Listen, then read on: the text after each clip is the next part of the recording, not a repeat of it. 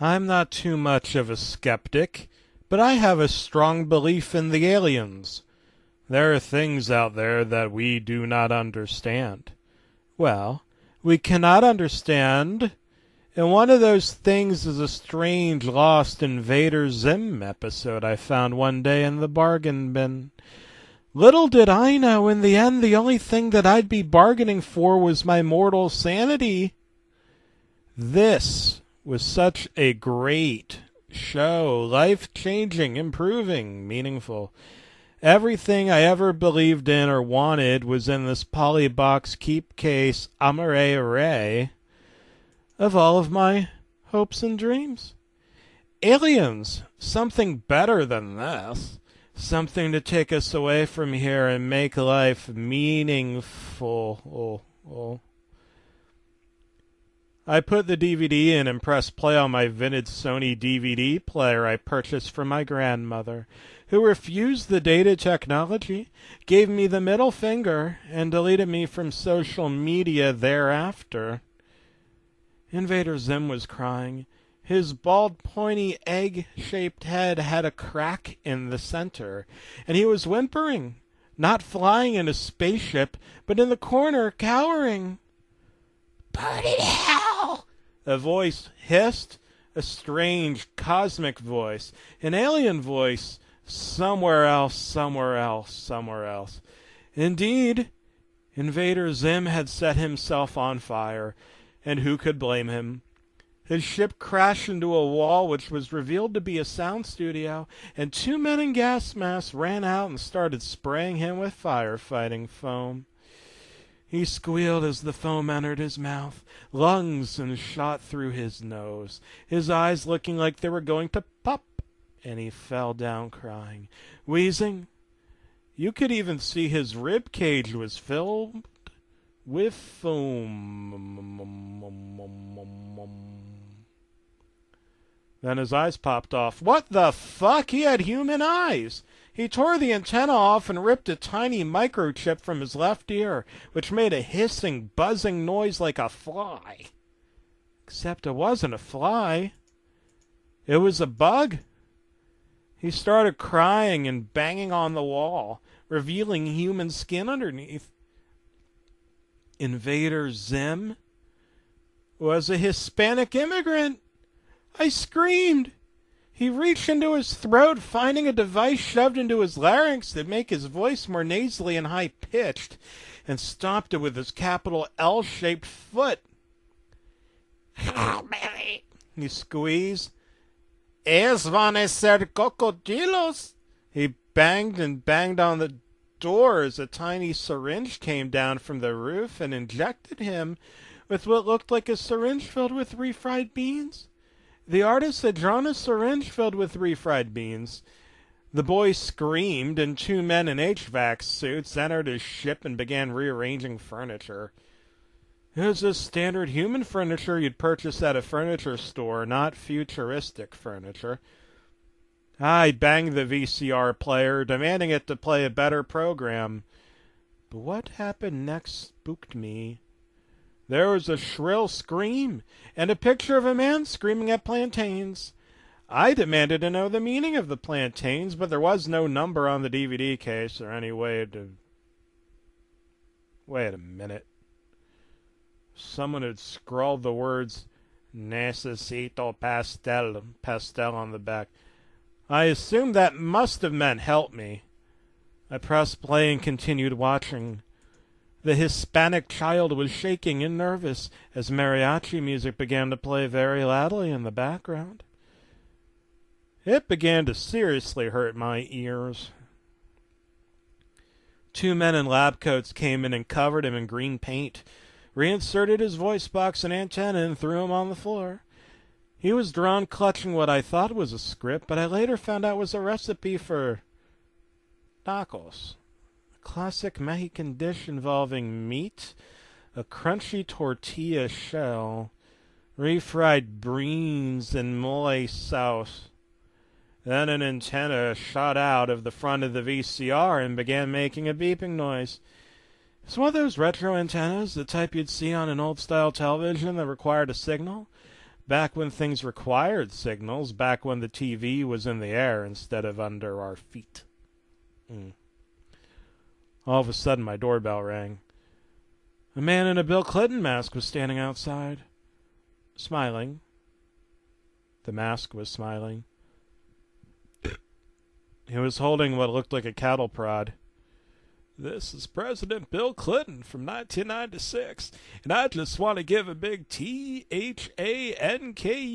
for finding our VHS tape. I opened the door and he stabbed me with a vote pen. There was a circular object that looked like a UFO behind him, and various people of Hispanic descent were shuffling in and out of it at any given time. Okay, what was going on? He walked into my living room and disconnected the entire VHS tape player from the stiff coaxial cables, stuffing it in his britches and securing it using safety pins. I could now see that he had a visible erection and was urinating on himself. The mask just smiled. You know, I was starting to think this wasn't the real Bill Clinton, but an imposter. Where is the child? I demanded. I demanded to know where the child was, the Invader, Zim, the young Hispanic boy with dreams of playing for the New York Yankees and drinking ice-cold Coca-Cola from one of our many prestigious bottling plants. He told me that there was no child. Yeah, because Invader Zim fucking sucks, I said. Bad animation, bad writing, a bad show altogether, and for a season finale, you attempt to make him a Hispanic immigrant as a cheap attempt to win back an audience who actually believed aliens were real. Bill Clinton smiled at me, and his eyes looked a little hollow and beady. Glassy, in fact. This was disturbing. He had no eyes. What he said next disturbed me. How's this for weird fucking TV? He picked up my television and smashed it, and another white-haired man came into my home and started using my coffee maker. They were invading my home. I asked him to leave, and he shocked me with the cattle prod. It didn't knock me out. It was just very painful. He was standing still then, and then he exploded. My home. The man. The whole thing fucking burst into flames. And I would have screamed, really I would have, but my face was melting.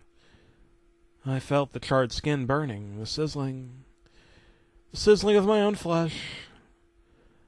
I could hear the sizzling of my own flesh. It was like hot scrambled eggs.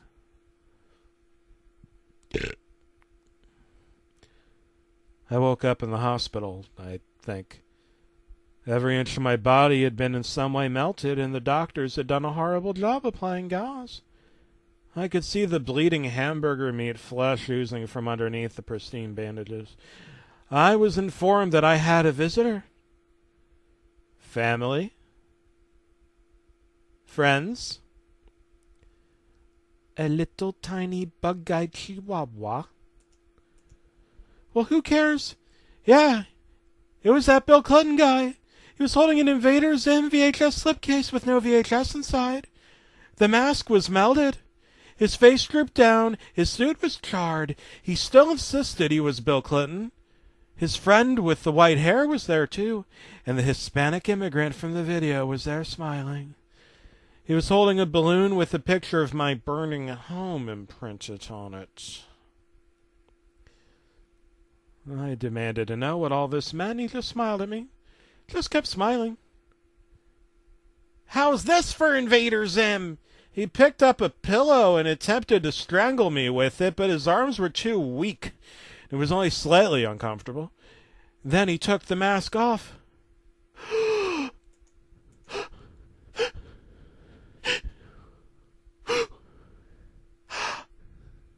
It was the creator of Invader Zim, Yonan Vasquez.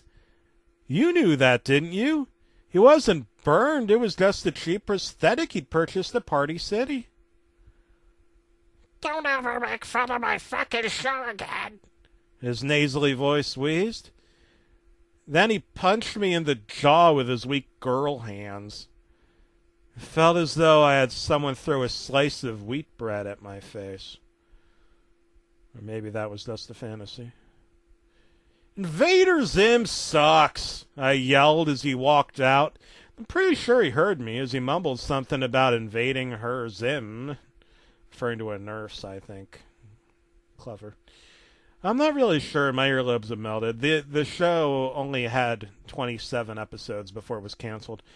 Some say it was because it didn't manage to target the intended older Nickelodeon audience, but the truth isn't aliens or the Loch Ness Monster, anything like that.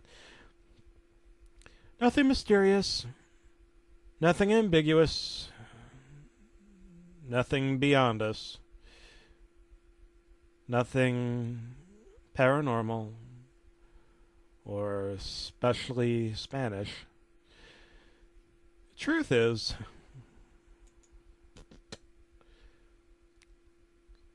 the show just fucking sucked.